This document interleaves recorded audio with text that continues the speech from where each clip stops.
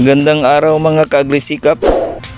Magpa-spray ako ngayon sa aking palay na lumping variety at Inbreed 534. Unang spray ko pa po ito mga kaagrisikap kasi walang ulan dito sa aming lugar.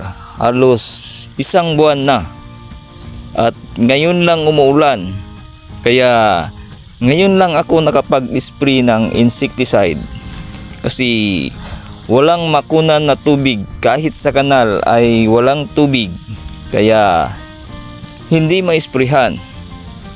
Pero ngayon ay umuulan na ng kunti or umuulan na tuwing hapon dito sa aming lugar, kaya magpa-spray na ako sa aking palay para sa stem borer at leaf folder.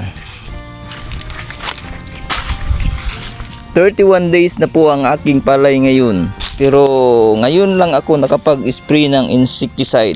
Pero okay lang naman kasi hindi naman marami ang mga insekto sa palayan. Kaya okay lang na wala pang medisina na insecticide na ini-spray ko sa aking palay.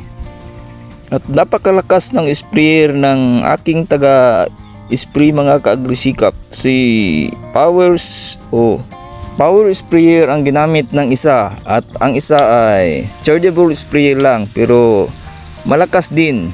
Kaya walang makawala dito na mga insekto sa lakas ng buga ng sprayer, ng nozzle ng sprayer. Kasi dalawang nozzle ang ginamit niya or dalawang buga ng sprayer ng ginamit niya, kaya malapad ang madaanan na ma-sprayhan, kaya madali lang matapos sprayhan ang 1 hektarya. Pero ang palayan ko ngayon ay halos 1.5 hektarya na kasi nadagdagan ng 4.3 square meter. Itong kanilang ini-sprayhan ngayon, ito ang nadagdag sa aking palayan at tinaniman ko ng inbreed variety na 534 pero transplanted pa rin. Kaya maganda pa rin ang mga dahon kahit walang tubig kasi nakabaon ang kanilang mga ugat sa ilalim ng lupa kaysa direct seeded. Kasi lumitaw lang ang ugat ng palay.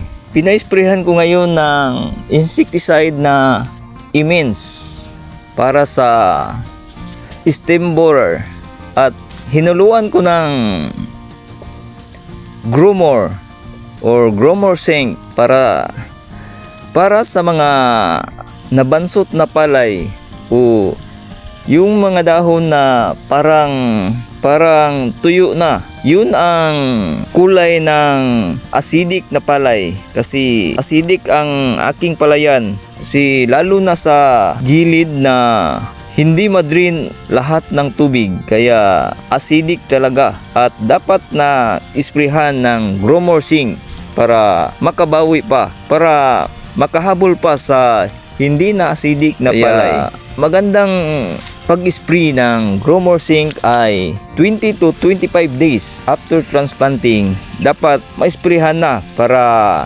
hindi mabansot ang ating palay. Gilid na hindi ma-drain lahat ng tubig. Kaya acidic talaga. At dapat na isprayhan ng Gromor Zinc para makabawi pa. Para makahabol pa sa hindi na acidic na palay. Kaya magandang pag-spray ng Gromor Zinc ay 20 to 25 days after transplanting. Dapat ma-sprayhan na para hindi mabansot ang ating palay. Ito po ang ginamit ko nung last cropping kasi nabansot din ang aking lumping variety at inisprayhan ko ng Gromor Zinc at gumanda na ang dahon ng palay after 1 week na ma-sprayhan, at lalo na kapag ma-applyan agad ng abono para mas maganda pa ang mga suhi ng palay or dumami pa ang suhi ng palay. At kung hindi nyo pa nasubukan mag-spray ng Gromor Zinc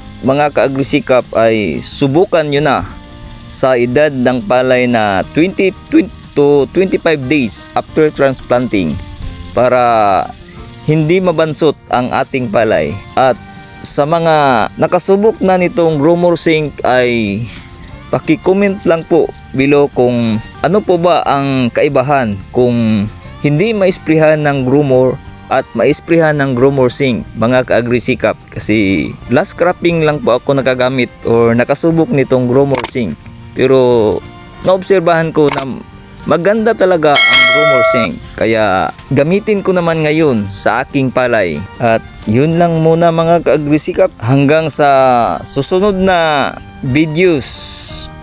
Salamat mga ka-agrisikap sa panonood at pagsubaybay. Hanggang sa muli. Bye-bye!